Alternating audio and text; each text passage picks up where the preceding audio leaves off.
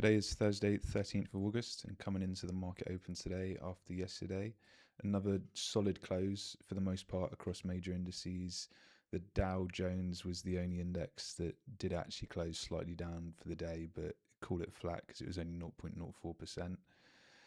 The S&P looks great. The S&P looks like it's forming a high type flag and just basically consolidating or just chopping around until the 10-day catches up with it and preparing for its next leg higher. So it looks super, super constructive. The Nasdaq did have the strongest day across the board yesterday in terms of the indices that I track. And it's looking like the 10-day is likely to reclaim the 50-day in today's session. So that again is constructive in terms of this being a momentary pause in terms of a resumed uptrend. The Kospi closed even higher than it did on the prior day, and the 10-day is looking to reclaim the 150-day and then also the 20-day over the next session tomorrow. So that's constructive in terms of being supportive of, I guess, the software names that we saw yesterday in terms of Nebius catching a bit of a bid yesterday. Similarly for SMCI and a few other names. Dell is also breaking out and making new highs, which is a market leader. It's a market leader, clear market leader. It's held up really well throughout this kind of sideways action that we've had, and now pushing into new highs. HP is another one that's looking really good as well. So everything's looking very constructive in terms of trend continuation to the upside. The VIX is near lows not seen since the beginning of this year in January, and is continuing to I guess trend downwards. The absolute kind of lows that I guess would start to make me feel like a bounce is incoming would be around this 12 mark if it does get that low. But for now, it's looking like it's just kind of a sustained reduction in volatility.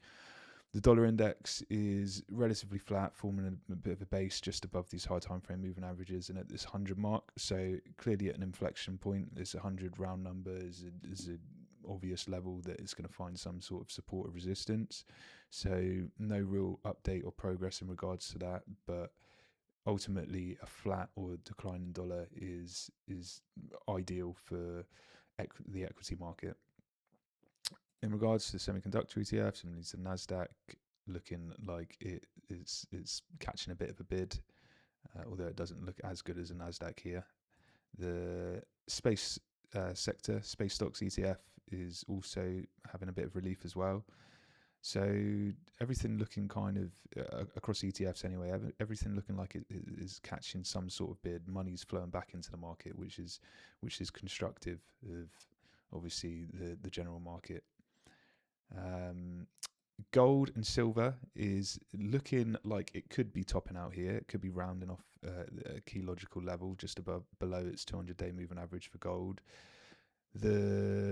I guess one of the possibilities it could be would be it's just a sideways consolidation or chop environment until the 10-day catches up with price, and then it's a potential move higher. But I don't see that being the case. I've stood by the view and still stand by the view that this was just a technical move as opposed to any kind of safe haven play. Oil did close down on the day yesterday, so it technically has formed a lower high. So depending on how much follow through will come through from this is yet to be seen, but ultimately it looks good so far in terms of this being a lower high and actually this being a confirmed downtrend. And ideally I'd like to see these lows get taken and then the 200-day close below to really confirm that for me. At the same time, the fact that no real progress is being made between Iran and US, I know it's nothing new, but at the same time, the fact that the traffic going through the Strait of Hormuz is reduced to basically nothing. I think 13 shipping containers went through yesterday, well below the norm. It's not really a positive thing to make note of, and ultimately if that does continue, then I wouldn't be surprised to see oil prices start to push higher again. So that's the only kind of cause for concern in the background, but anything can happen at any day or moment, and I'll let price guide the way as opposed to any views or bias of what the news is kind of communicating with us. In regards to Bitcoin, Bitcoin's not really doing anything, still in no man's land. A bit of selling pressure coming in, but holding the 50-day for now. If this 50-day does get lost today or close below today, then it would definitely pave the way for some further downside pressure. But ultimately, for now, it's just a range-bound environment.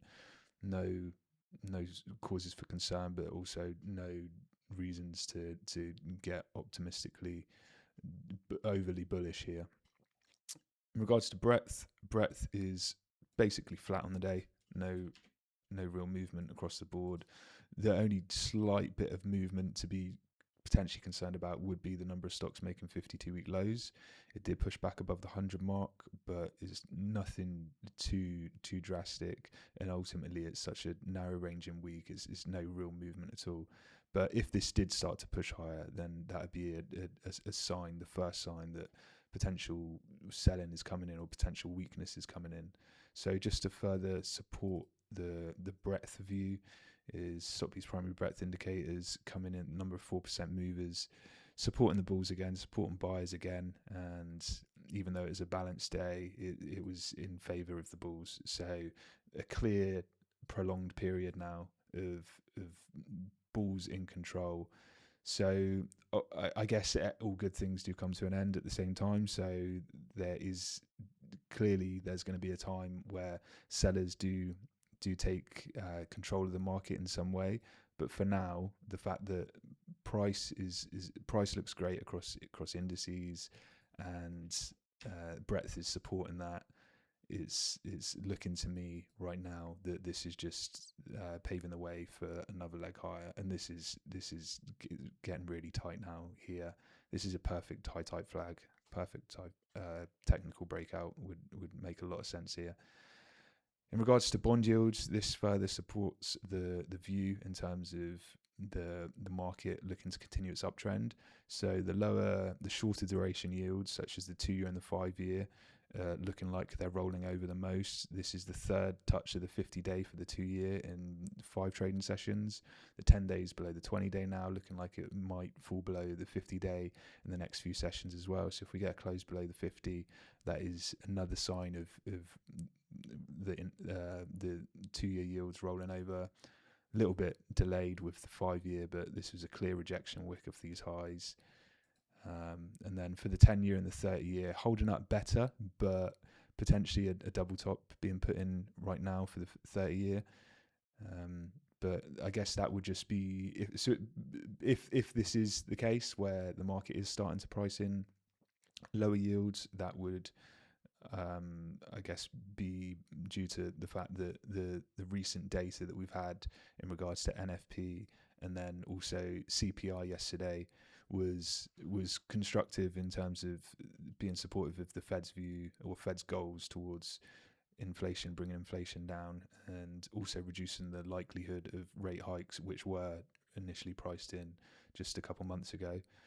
And then in regards to data today, PPI is being released today alongside unemployment claims. So I'd expect this to be similar, this to come in line with CPI.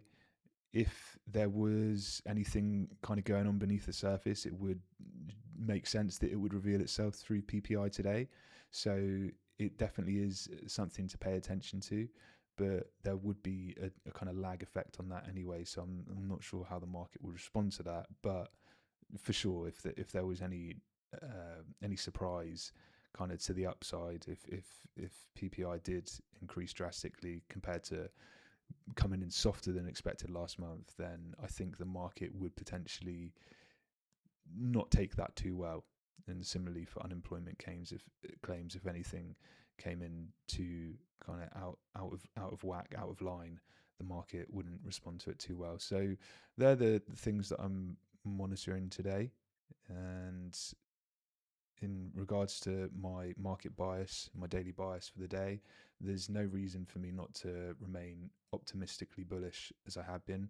I'm neutral based on the fact that it would make there's the highs haven't been taken yet for the S&P, the Nasdaq or the Dow, and I wouldn't be surprised to see more sideways action.